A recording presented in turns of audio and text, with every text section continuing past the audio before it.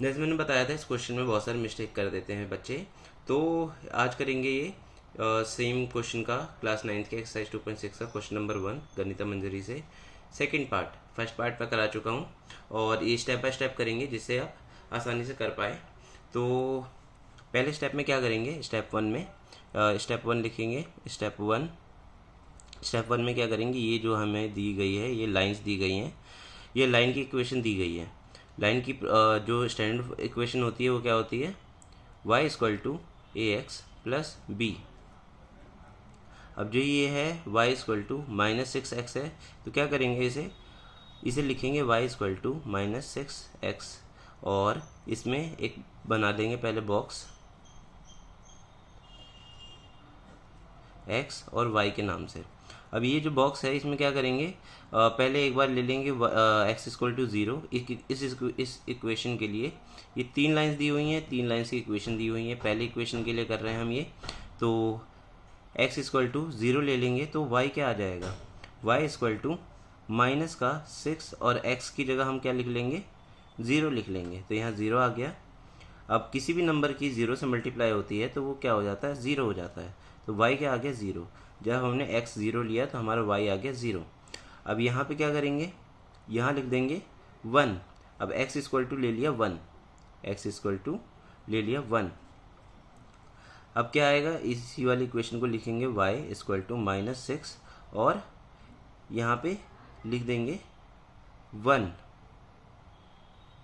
यहाँ पे लिख दिया 1, तो ये क्या हो जाएगा, y की वैल्यू आ जाएगी -6y।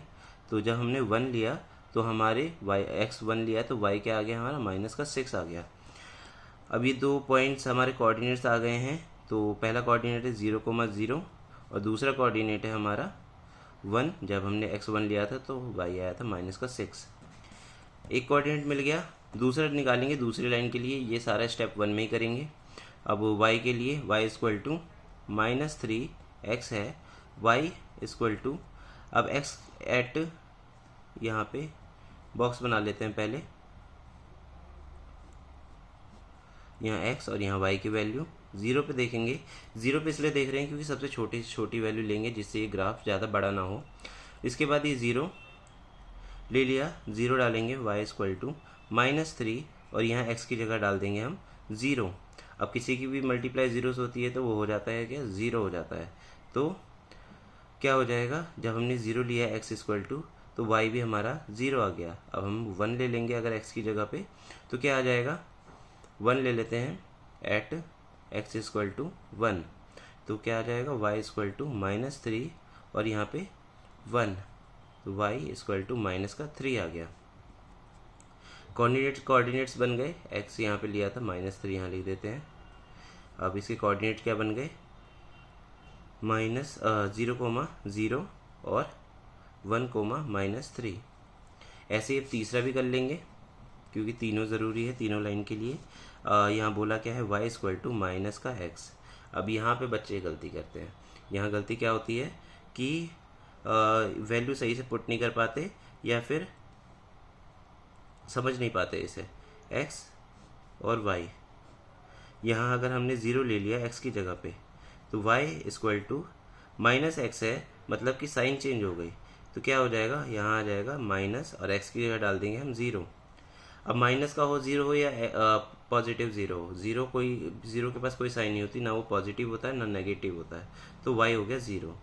अब ऐसे ही हम y की जगह अगर 1 ले लेते हैं, x की जगह हम 1 ले लेते हैं, x इक्वल टू 1 ले लिया तो क्या आ जाएगा, यहाँ पे y लिखेंगे इक्वल टू माइनस का x की जगह पे हम लिख लेंगे क्या, 1 लिखा और ये जो आ गया हमारा y इक्वल टू -1 आ गया। तो जब हमने x इक्वल टू 1 लिया है तो y क्या आ गया, -1। अब ये जो हमें 3 कोऑर्डिनेट्स मिले हैं, 3 के 6 मिले हुए हैं कोऑर्डिनेट्स, हर एक 2 कोऑर्डिनेट एक लाइन के लिए है। तो यहाँ लिख लेंगे इसके भी कोऑर्डिनेट्स 0,0 और -1,1।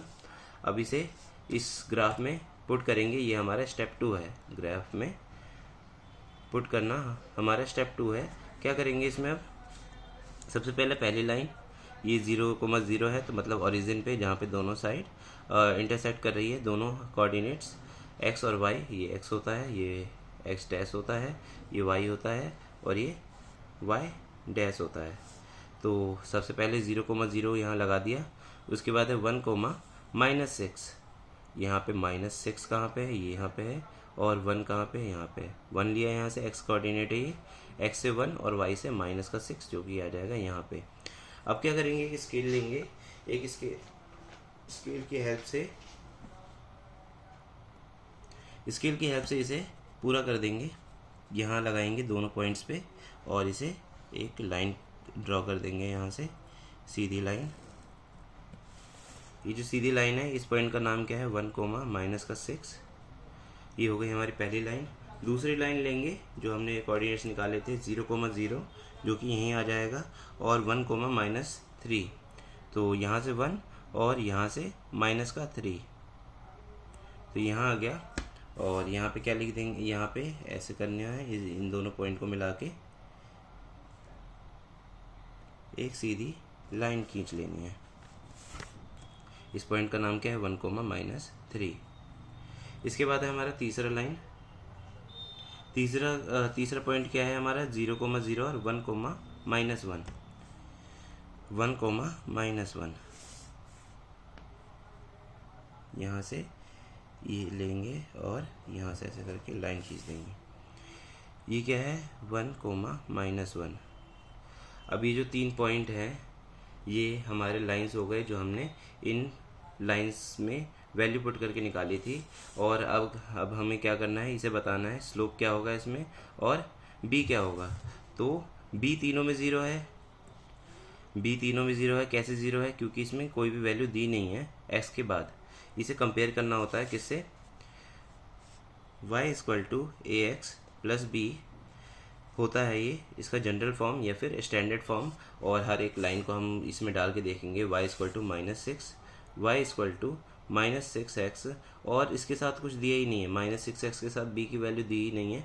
तो क्या हो जाएगा, a तो हमारा हो जाएगा ये, जो कि इसकी जगह पे है, ये y की जगह पे y है, x की जगह पे x है, a की जगह पे है -6, a की जगह पे है -6। तो यहाँ a की वैल्यू हो जाएगी -6 और b की जगह कुछ भी नहीं है, तो b क्या हो जाएगा हमारा, 0 हो जाएगा।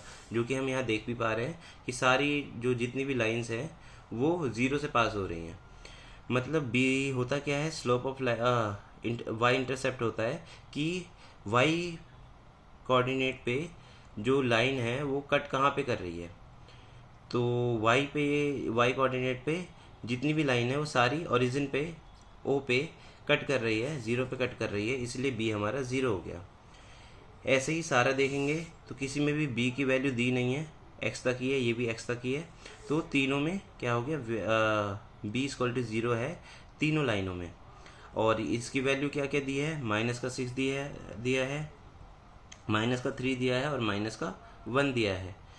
किसकी वैल्यू है, ये a की वैल्यू है। अब जितनी ज़्यादा a की वैल्यू होगी उतनी ज़्यादा ये जो लाइन है a है स्ट्रिप करेगा वर्टिकली। अब ये जो इसकी सबसे ज़्यादा है -6, भले ही माइनस का है फिर भी ये जो लाइन है वो सबसे ज़्यादा क्लोज है y कोऑर्डिनेट से, और x कोऑर्डिनेट से उतनी ज़्यादा दूर है। ये थोड़ी दूर है, ये इससे ज़्यादा दूर हो गई और ये सबसे ज़्यादा दूर हो गई। इसके बाद क्या है, larger magnitude of a steeper line. जितनी ज़्यादा ए की वैल्यू जितनी ज़्यादा होगी उतनी ज़्यादा ये स्ट्रेट होता जाएगा लाइन। Thank you.